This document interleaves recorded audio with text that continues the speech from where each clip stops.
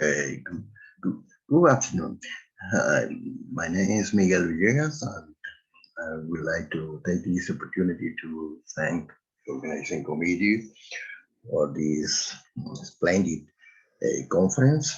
I'm very excited to be here and be able to share my work with all of you here in Brazil.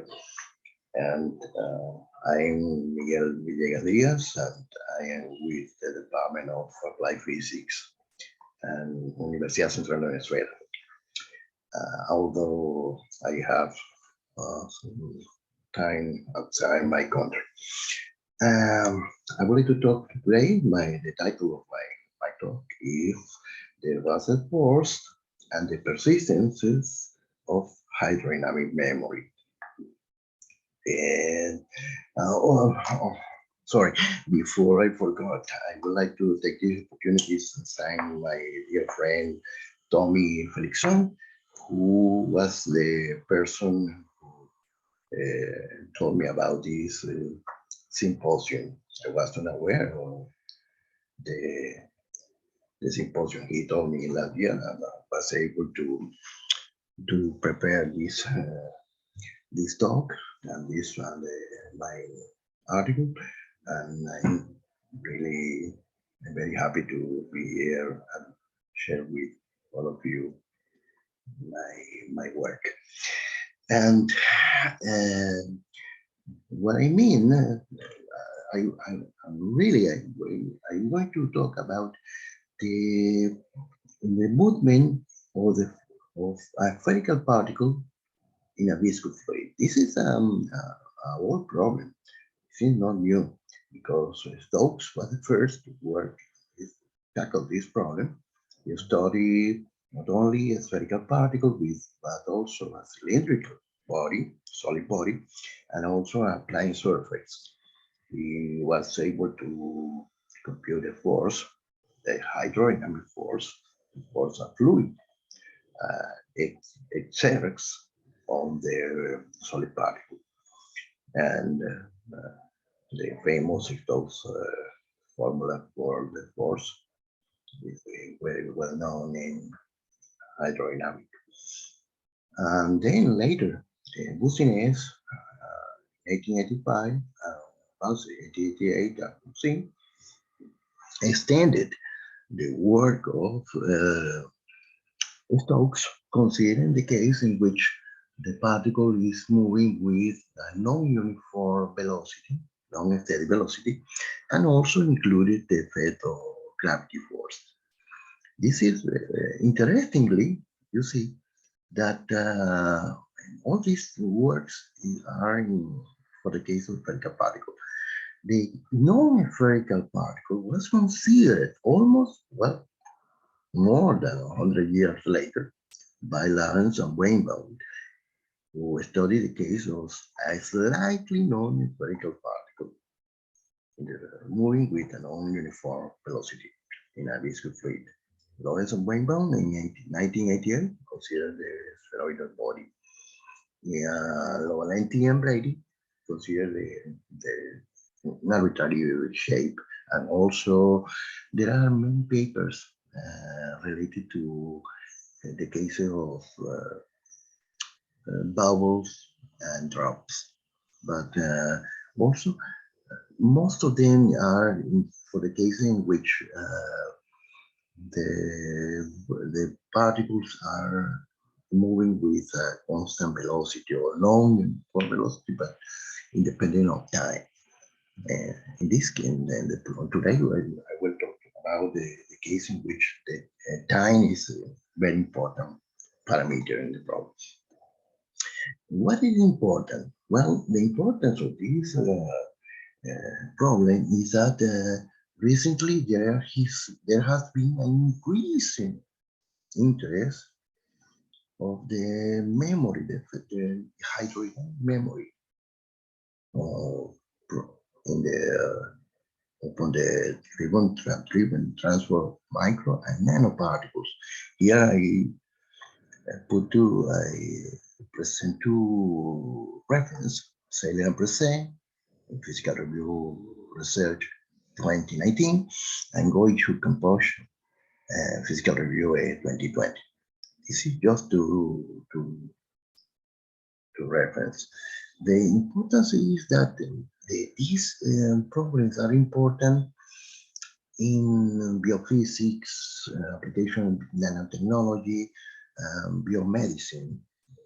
For example, application dielectrophoresis of proteins and magnetic particle images. So this is a very interesting problem with an enormous amount of applications. And the Basset force, for the case of a spherical particle, I will consider is the problem is the particle falling in a fluid and a viscous fluid with the presence of gravity with non-uniform velocity. Velocity is dependent on time. The force, the hydrodynamic force, is Ft. This force given by this expression. The first, the mu is a cinematic viscosity of fluid. R is a capital R, sorry, is the radius of the particle, and U represents the velocity of the particle. U in this case depends of time. The first term here is the Stokes force, so the steady Stokes force. The second term is the Adams term, and the third is the Basset force. Look that this in this equation, for the French principle, we see that using Navier-Stokes equation, the expression for the force, the expression for the force can be written, can be interpreted as a derivative, fractional derivative of, but over the half, 1 divided by 2. So the basic history force is a retarded force because you see when the particle is moving in the fluid, it produces vorticity, and this vorticity acts on the particle. There is a same interaction, and this interaction occurs with a time delay. So there is this term depends is a retarded force, and is responsible for the hydrodynamic memory. So let's consider now the generalized Basset problem. Basset problem generalized because instead of using this expression, the expression for the Basset force as a derivative, semi-derivative, or fraction semi-derivative of the velocity, we will suppose, following Mainardi hypothesis, that the fractional derivative is order alpha, with alpha between 0 and 1. Will be any number between 0 and 1. Okay? This equation 1, is a Basset-Boussinesq-Oseen equation for the case in which the density of the fluid, rho F, is equal to the density of the particle, rho P. Gamma is a function gamma, and the fractional derivative is interpreted as Caputo fractional derivative. So we see this is an equation which I want to try to find a solution using initial condition. Interestingly, several percent in their paper, because they were considering the case of Brownian motion, this any problem, they apply a Markovian embedding technique, a numerical technique. In our case, we will apply just the Laplace transform. Applying Laplace transform to equation 1, this equation, we get this, where LU is the Laplace transform of the velocity, and capital Fs is the Laplace transform of the external force. This is external force. So we get equation 3, and following Mainardi and co-workers, and defining these two functions, Ns and Ms, equation 3 can be written as this one, as this equation 5. Taking the inverse of transform equation 5, we get this. Remember, I should mention that the equation, the Basset-Boussinesq equation, this is written in dimensionless form, right? So, equation our result for the velocity is dimensionless. You see that the velocity of the particle contains two terms. It's the addition to terms, the external force plus a coupling force, where this coupling force, second term, is given by this expression, where Ms contains the effect of the basic force. And Fs, capital F, is the Laplace transform of the external force. So equation 10 represents the coupling between the basic force and the time-dependent force. This is the main result. Of course, in the paper, I studied also the case. We can do the same with the same method. We can apply the same method for the case in which the particles and the fluid have different density. So there is the buoyancy force. I think very important. Okay, let me put this here. Okay, and now using 6 and 7, we will consider two cases. The first case I consider was the case which studied Sailor and Perse in 2019.